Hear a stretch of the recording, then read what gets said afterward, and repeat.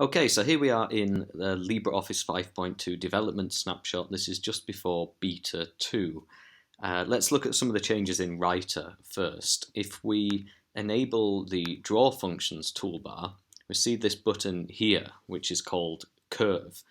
This used to be called Freeform Line in previous releases, but now it has a drop-down menu as well, and includes some new drawing tools like this filled curve, filled polygon with 45 degrees, and this filled freeform line option, which lets you draw pretty cool things like this. Also on the toolbars side, if you wanted to enable the change tracking toolbar beforehand, you would have to go to View, Toolbars, and then Track Changes. But there's now another button, which is just off my toolbar because of low resolution. But there's now Show Track Changes bar, so you can enable it, toggle it on and off here at the bottom.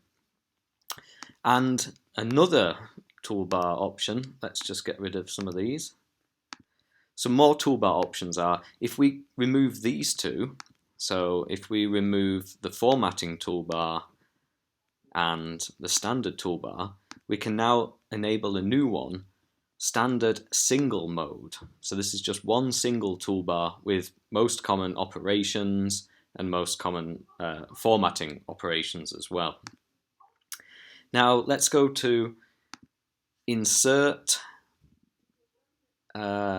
Field, More Fields, and Cross References. Here's another new feature. There's a filter, so you can narrow down your selection just by typing, which is good when you've got a lot of things like this.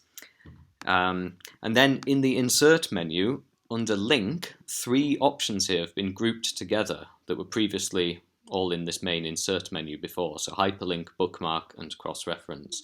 And this bookmark dialog has been improved a lot. In previous releases it was really, really basic, very few buttons, no headers like this, but that's been improved a lot as well. And in order to bring up the data sources dialog, which was simply F4 in previous releases, you now need to press Control and Shift and F4 to bring up that data sources dialog. So moving on to Calc, quite a few keyboard shortcuts have been changed in LibreOffice 5.2.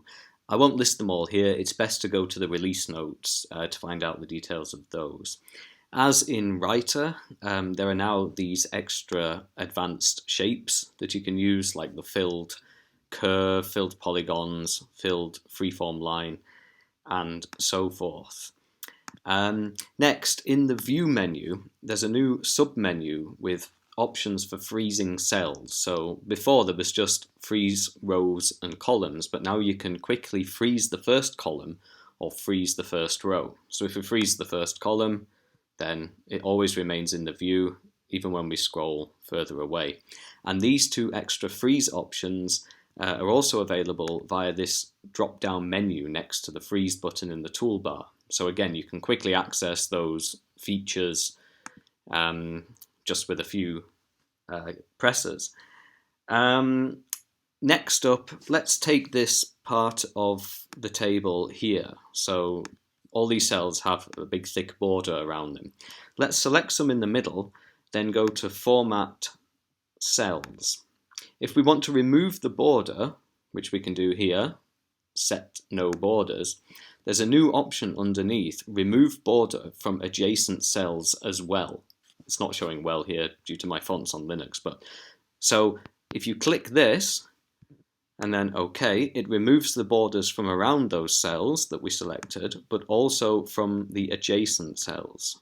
So some people might find that especially useful. Another good new feature is here on this status bar at the bottom. In previous LibreOffice releases, it would only show one piece of information, but now you can right-click it and choose multiple things, multiple functions to show. So it makes it really, really useful. You can have summaries of information there at the bottom.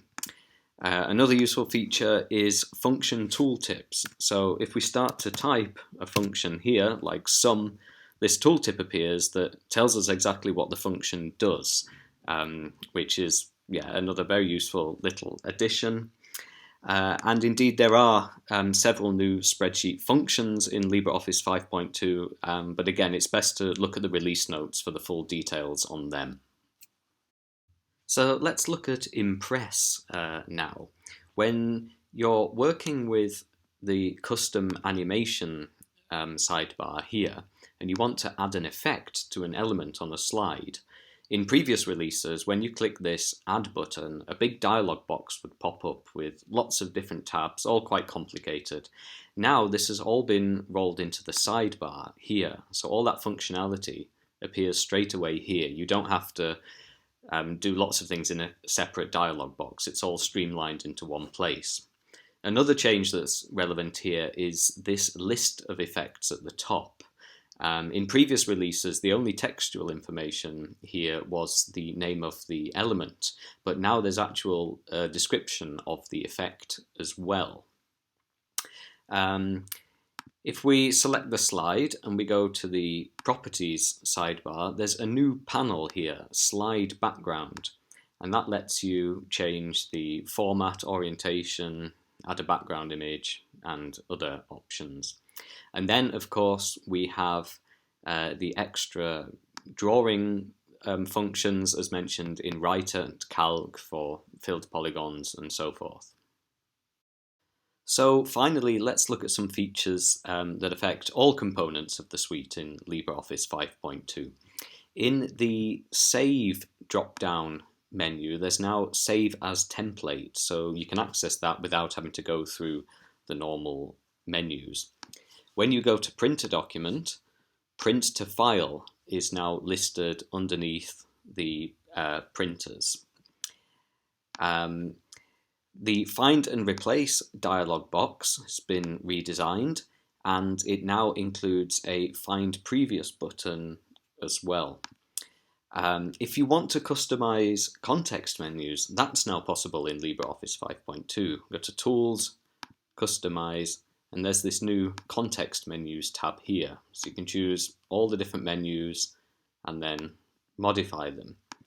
And finally, if you want to disable thumbnails in the Start Center, so thumbnails of recently opened files, that's possible as well. Go to Tools, Options, Advanced, open Expert Configuration, and search for Recent Docs. You want this Recent Docs thumbnail option. You can disable that there.